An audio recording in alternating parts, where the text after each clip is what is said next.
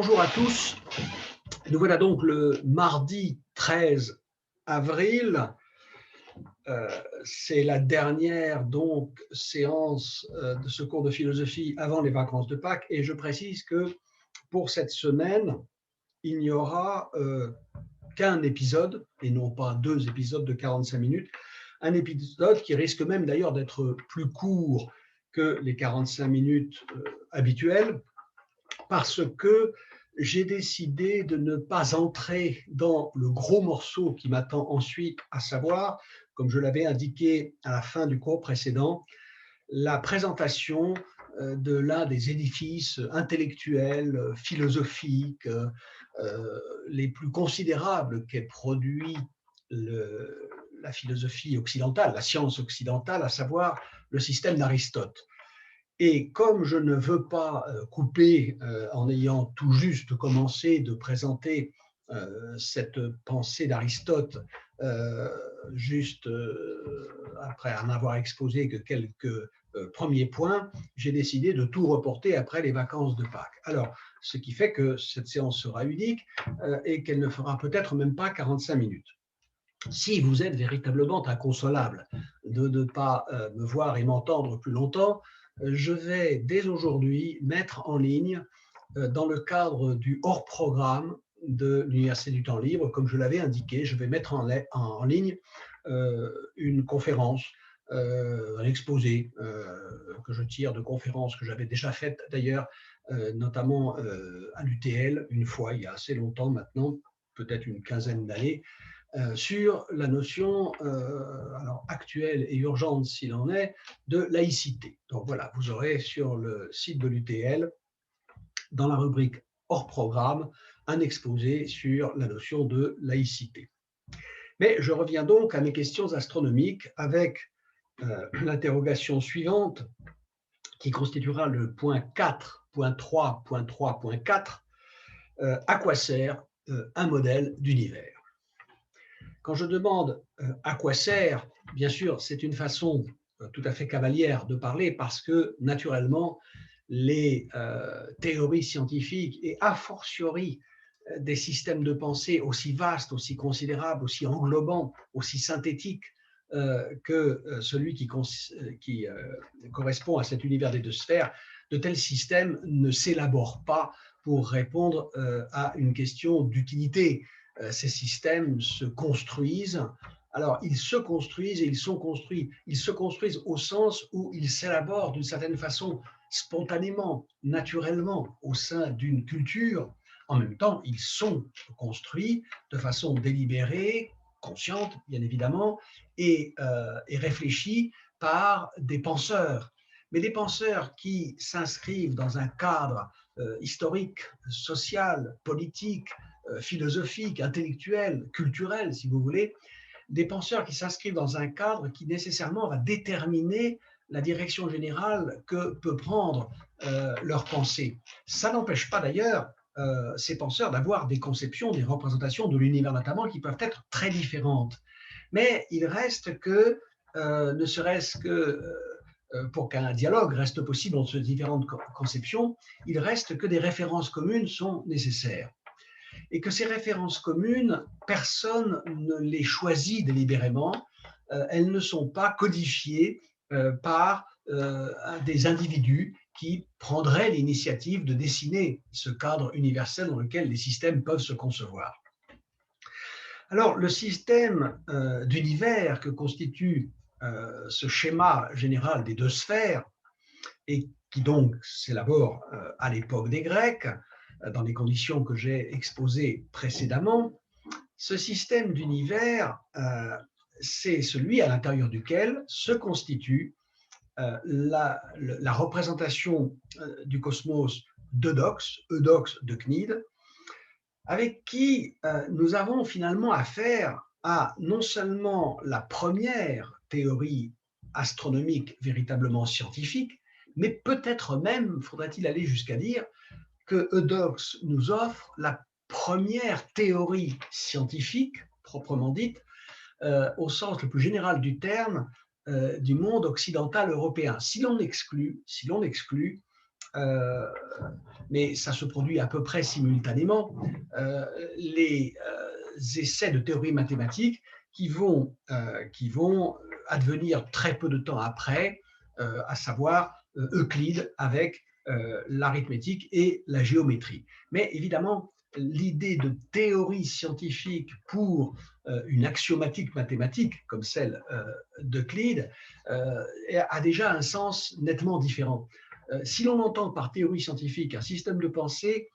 qui est destiné à rendre compte d'un certain aspect du fonctionnement des choses réelles et de la nature en particulier, alors il est bien possible que le système des sphères homocentriques de Dox que j'ai exposé précédemment soit véritablement notre première théorie scientifique dans l'histoire de la science européenne. Le système en question, le système des deux sphères, durera beaucoup plus longtemps que la représentation d'Eudoxe, qui sera assez rapidement, à l'échelle de l'histoire universelle de la science, assez rapidement abandonnée, rapidement transformée d'abord, ensuite abandonnée, mais toujours en se situant dans le cadre de l'univers des deux sphères. Donc cet univers durera beaucoup plus longtemps que l'Antiquité même, et c'est par exemple, pour ne donner que cet exemple, c'est dans le cadre de cet univers que s'effectueront les voyages autour de la Terre, les premiers grands voyages circumterrestres avec, par exemple, Magellan et Christophe Colomb. Alors, un modèle tel que celui des deux sphères remplit plusieurs fonctions. D'abord, bien sûr, il a vocation à donner satisfaction à la curiosité humaine, tout simplement. Je crois que j'avais peut-être cité cette phrase qui est la première de ce monumental ouvrage d'Aristote qui s'appelle La Métaphysique, titre qui n'est pas de lui. Aristote ne prononce jamais le mot de métaphysique. C'est un titre qui a été donné ultérieurement, mais il reste que l'œuvre, qui est d'ailleurs faite de notes de cours, des notes d'Aristote, des notes de ses étudiants, et qui n'est pas véritablement un livre. D'ailleurs, on s'en aperçoit très vite quand on lit la métaphysique d'Aristote, au désordre, au bazar qui règne dans ce texte. Eh bien, ce texte, qui est l'un des plus grands textes du corpus intellectuel occidental, s'ouvre par cette phrase, il commence par cette phrase: tous les hommes aiment naturellement savoir. Et un modèle d'univers a vocation à satisfaire cet appétit, cette soif de savoir. Et cela rencontre un thème que j'ai déjà évoqué, qui est très commun finalement, à savoir que science, philosophie, qui à l'époque d'Aristote, à l'époque des Grecs, je le répète, ne font véritablement qu'une seule et même chose, qui ne se distinguent pas, science et philosophie ont pour but, pour fonction, de répondre à une disposition humaine particulière qui est l'étonnement. Mais un étonnement qui est capable de porter non pas seulement sur ce qui est étonnant, la naissance d'un mouton à 5 pattes, par exemple, ou l'apparition, et cela posera beaucoup de problèmes aux astronomes, l'apparition dans le ciel tout d'un coup d'une étoile nouvelle particulièrement brillante, eh bien, la capacité humaine par excellence, c'est cette capacité de s'étonner, mais pas seulement de s'étonner de ce qui est étonnant, de s'étonner de ce qui justement n'étonne personne. Sinon, les enfants qui ont nativement cette curiosité qui les rend capables de s'étonner de choses que les adultes tiennent pour normales, pour banales, pour tout ce qu'on veut sauf étonnante, et qui confèrent au monde mental des enfants cette fraîcheur qui a pour d'ailleurs habitude d'agacer souverainement les adultes avec la succession interminable des pourquoi des enfants. Donc, la première vocation d'un système d'univers, c'est de répondre à la question pourquoi les choses sont ce qu'elles sont. Voilà. Pourquoi les choses sont-elles ce qu'elles sont? Une étape considérable sera franchie dans la philosophie lorsque on ne se posera plus simplement la question de savoir pourquoi les choses sont ce qu'elles sont, pourquoi les choses sont comme elles sont, mais tout simplement cette question plus radicale, si vous voulez encore, cette question qui se situe en amont, qui va plus profond, qui est la question que ne se posent pas les Grecs. Pourquoi les choses sont? Pourquoi les choses sont-elles, tout simplement? Pourquoi y a-t-il quelque chose et non pas plutôt rien, ce qui après tout irait peut-être davantage de soi. Mais je laisse cette question qui est peut-être, en tout cas c'est l'avis de Martin Heidegger, la question fondamentale de la métaphysique, qui n'est pas ma question pour le moment, c'est une question que le premier grand métaphysicien, peut-être Aristote, mais enfin Platon est déjà un métaphysicien, ne se pose, lui, pas du tout. Donc, satisfaction de la curiosité humaine et donc la vocation d'un tel système, c'est évidemment de nous offrir une compréhension intellectuelle. C'est la fonction, au fond, éternelle de la science qui est toujours, disons, de nature à proposer des schèmes abstraits de connaissances, des schèmes organisés en des totalités cohérentes, organisés autour de certains concepts et de certains principes simples qui permettent de rassembler, de rendre homogène et de rendre cohérent des grands ensembles de faits. Ça, c'est, je dirais, l'essence de la science et c'est aussi l'essence de la philosophie. Il faut bien se convaincre que même après que philosophie et science se sont d'abord distinguées, ensuite nettement séparées, ça se produit à peu près au XVIIIe siècle, et bien même après que cette séparation, peut-être ce divorce, a eu lieu, eh bien, science et philosophie continuent de travailler dans le même esprit, à savoir tenter de comprendre,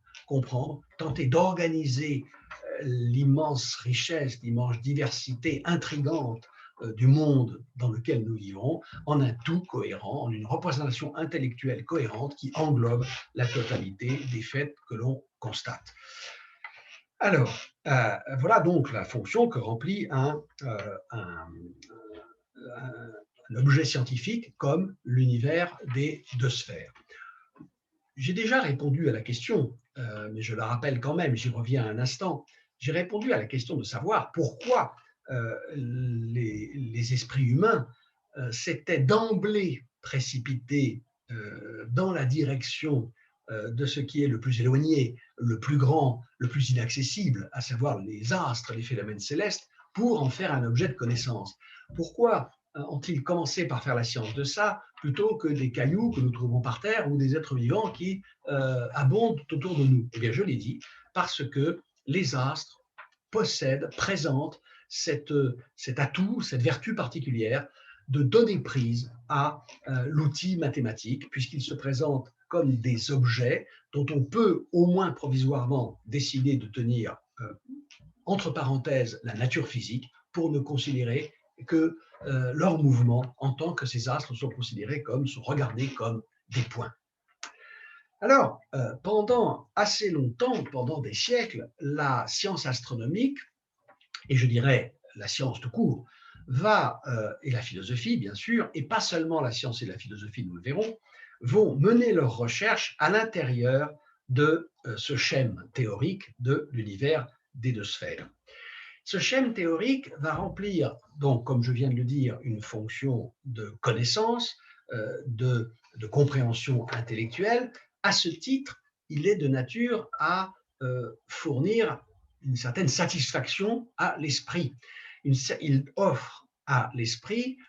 une occasion, si vous voulez, de se mettre en repos. Ah, nous avons une représentation de l'univers auquel nous appartenons, au sein duquel nous nous trouvons, dans sa globalité. Et on a envie de dire, c'est très satisfaisant et on pourrait s'en contenter. Mais ce n'est pas ça qui se passe précisément parce que disposer d'un schème d'explication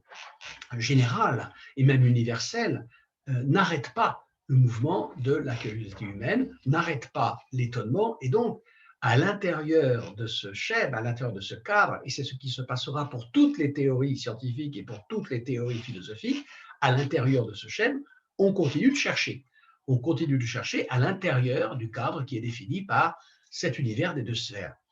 Il y a à côté, je l'avais dit, d'autres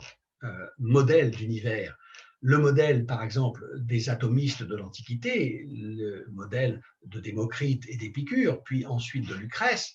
aurait pu fournir un cadre à la recherche, mais il ne présentait pas dans ses traits essentiels, dans ses caractéristiques principales, il ne présentait pas des motifs suffisants, si vous voulez, d'inspirer à l'esprit la confiance que requiert le projet de s'installer, ne serait-ce que provisoirement, mais de s'installer dans un système de pensée, dans une représentation du monde. Le schéma des atomistes, d'un univers infini dans lequel circule un vide infini dans lequel circulent en mouvement désordonné des atomes en nombre infini, des atomes dont le mouvement est naturel et qui n'ont pas besoin pour se mouvoir, par exemple, d'une âme, eh bien, cette infinité d'univers, ce mouvement libre des atomes, le fait que toutes les productions de la nature soient finalement imputables au hasard, eh bien, cela ne peut pas satisfaire l'esprit tel qu'il conçoit à cette époque-là les cadres les plus généraux de l'univers physique, humain, social et politique. C'est pourquoi ce système des atomistes matérialistes va rester à la marge, il va rester marginal et il le sera d'autant plus que s'installera dans le monde occidental européen une conception qui sera plus contraignante encore, je dirais plus fermée, plus consistante, celle du christianisme, dont tous les principes vont diamétralement à l'encontre des principes de l'atomisme matérialiste. Et c'est pourquoi, comme je le dirai bientôt,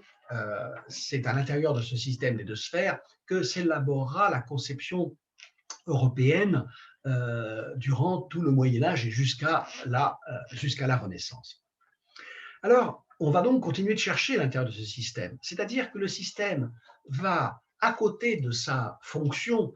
de satisfaction de notre désir de comprendre, à l'intérieur, je dirais, de sa fonction de demeure dans laquelle il nous est possible de connaître un certain repos intellectuel, eh bien, il va exercer ce qu'on appelle une fonction heuristique. Alors, heuristique, ça s'écrit avec un H, H-E-U-R-I-S-T-I-Q-E, heuristique, adjectif un peu savant, pour désigner tout ce qui est de nature à alimenter la découverte, tout ce qui favorise, tout ce qui provoque, tout ce qui nourrit l'activité de découvrir. Vous connaissez le fameux mot d'Archimède dans sa baignoire, Eureka, qui devrait s'écrire avec un H. Eureka, j'ai trouvé, et donc heuristique, cette caractéristique de favoriser la découverte, d'offrir un cadre favorable à la découverte. Et donc, le système des deux sphères va dessiner l'environnement intellectuel, l'environnement mental, non seulement de la vie dans l'Europe occidentale jusqu'à la Renaissance, mais il va dessiner le cadre rigoureux à l'intérieur duquel peuvent s'effectuer les recherches. C'est à l'intérieur de ce cadre qu'on cherche, qu'on fait des hypothèses, qu'on produit des conjectures astronomiques, mais aussi physiques, et les choses vont se poursuivre de façon telle que le système va abriter des modèles successifs d'univers astronomique, d'abord celui d'Eudoxe, mais qui va, comme je l'ai dit, être rapidement modifié, puisque dans les années du IVe siècle, alors on connaît mal ces dates, 370-300, ce sont les dates probables de cet astronome qui était un disciple d'Eudoxe et qui s'appelait Callippe. Callippe, C-A-2-L-I, 2-P-E, Callippe, 2-L, 2-P, Callippe. Eh bien, Callippe, qui a vécu donc sans doute autour de 370 à 300, et qui est donc à peu près contemporain d'Aristote, et je reparlerai de Callippe lorsque il sera question d'Aristote, eh bien, va travailler à l'intérieur du système des deux sphères sur le modèle des sphères homocentriques d'Eudoxe de Cnide. Il s'apercevra que ce modèle des sphères homocentriques tel que le concevait Eudoxe n'est pas tout à fait suffisant, qu'il ne permet pas complètement de sauver les phénomènes, il va l'améliorer, il va le perfectionner, ce qui veut dire le compliquer. Il va le compliquer et porter le nombre de sphères total à 34. Il faudra à Callippe 34 sphères homocentriques,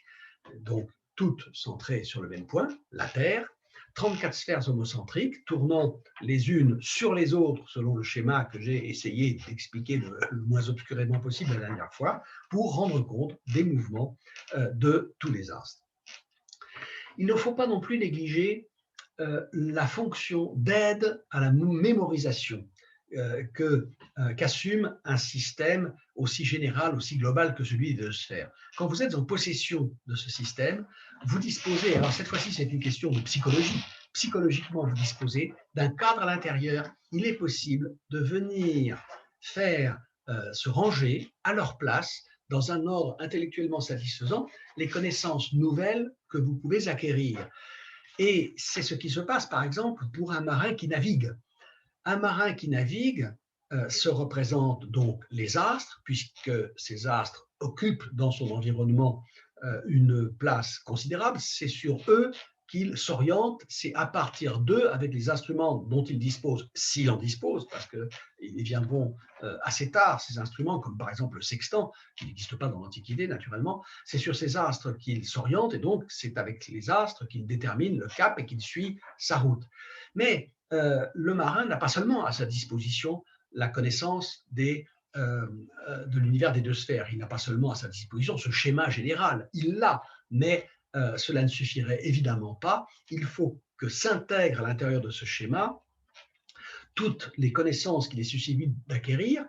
le perfectionnement de ces connaissances proprement astronomiques au sujet du comportement des astres dans le ciel, diurne et nocturne, du soleil, de la lune et des étoiles, et qu'il fasse entrer dans ce cadre, par exemple, sa connaissance de la géographie terrestre.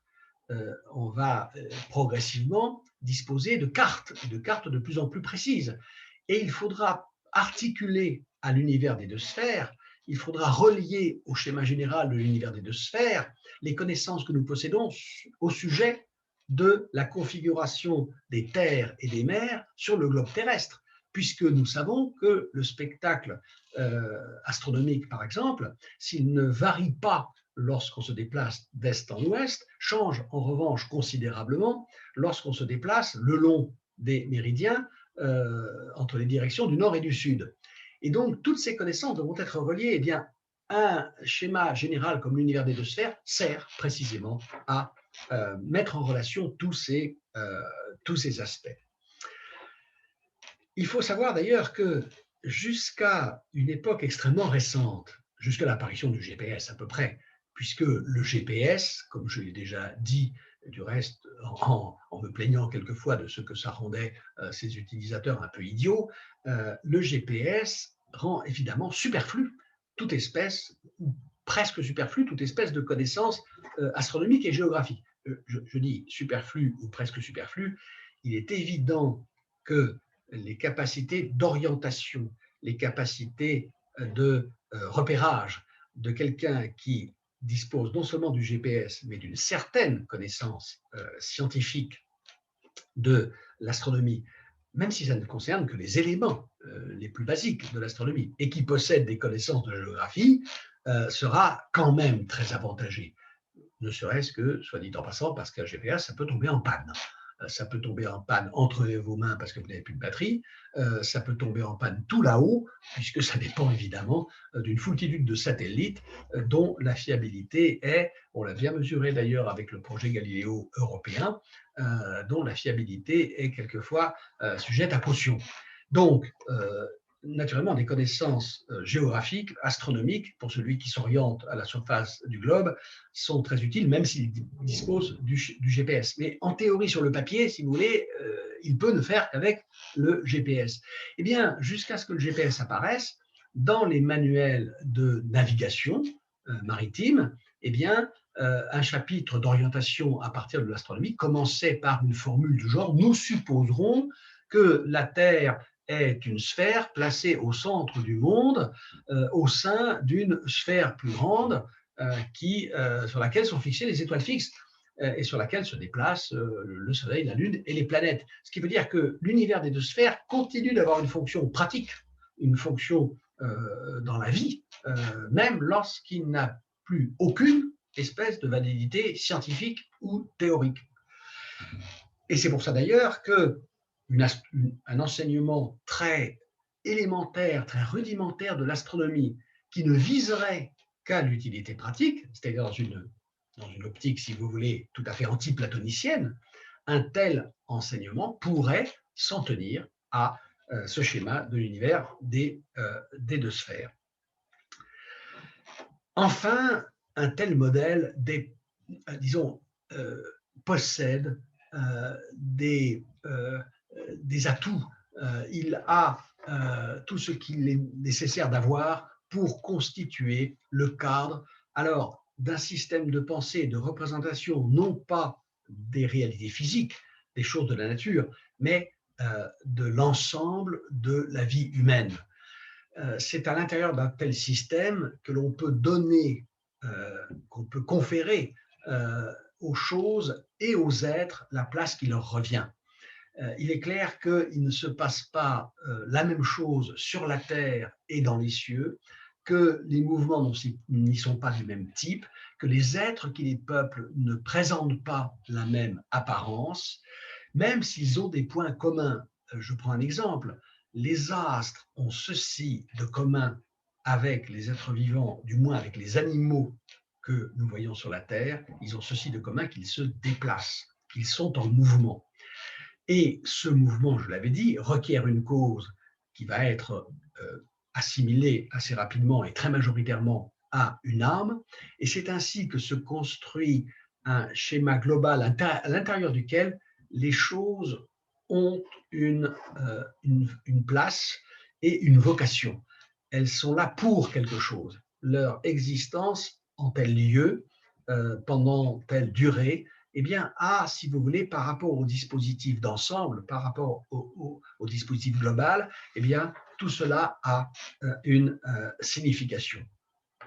Il est clair que les humains qui vivent dans ce monde n'ont pour la plupart aucune connaissance de la représentation théorique, scientifique de l'univers des deux sphères, et encore moins de connaissance des grands systèmes astronomiques qui s'élaborent à l'intérieur de ce système des deux sphères. Mais je dirais, ça n'est pas grave. La représentation va se diffuser par une espèce de phénomène de percolation, si vous voulez, à l'intérieur de la société, à l'intérieur des mentalités, se diffuseront dans les esprits sous forme de croyances toutes les représentations nécessaires à ce que les humains puissent vivre leur existence telle qu'elle doit être vécue à l'intérieur de ce cadre. Alors, je l'avais dit, et je vais m'arrêter ici puisque ça nous conduit au seuil du point suivant qui nous occupera longtemps, c'est à l'intérieur de ce système des deux sphères et, on va dire, en cohérence avec la représentation scientifique particulière d'Eudoxe et plus précisément de Calypte, Eudoxe modifié par Calypte, si vous voulez, c'est à l'intérieur de ce système, de cette représentation que va s'élaborer la représentation à la fois philosophique, scientifique, métaphysique, humaine, politique, sociale et politique et religieuse, il faut ajouter, d'Aristote. Et c'est évidemment une référence ici qui va nous occuper pour deux raisons, parce que même si la philosophie d'Aristote, je dirais, n'avait pas dans l'univers mental occidental survécu à l'époque où elle a été produite, elle constituerait déjà par elle-même l'un des monuments les plus remarquables, les plus considérables que l'esprit occidental ait jamais produit. Mais en plus, il faut ajouter que cette représentation aristotélicienne de l'univers a fourni la base, la structure, le cadre de la mentalité occidentale et de la représentation occidentale du monde jusqu'à l'époque de la Renaissance. Non sans d'ailleurs, de grands changements et des éclipses. Il ne faut pas imaginer qu'Aristote règne du IVe siècle avant Jésus-Christ jusqu'aux années 1500 sur l'univers mental et intellectuel de l'Occident. Ça ne s'est pas passé comme ça. Mais j'essaierai de donner quelques éléments d'histoire, de faire apparaître quelques linéaments de ce parcours dans l'histoire de la pensée occidentale, de façon très brève d'ailleurs et très insuffisante, hein, j'en ai conscience, mais pour commencer, il faudra donc s'intéresser à cet univers d'Aristote. Voilà, je vous remercie, je vais m'arrêter là pour aujourd'hui, afin donc de n'entrer dans le gros morceau après les vacances de Pâques. Et je vous invite donc une nouvelle fois, si vous vous sentez un peu désœuvré durant vos vacances, eh bien, en tant qu'étudiant de l'Université du temps libre, je vous invite à consulter l'exposé que je vais faire sur la laïcité dans la rubrique donc hors programme. Peut-être d'ailleurs mettrai-je autre chose, mais enfin pour l'instant je n'ai pas enregistré cet exposé, donc je ne peux pas en annoncer davantage. Voilà, je vous remercie et je vous dis donc à très bientôt.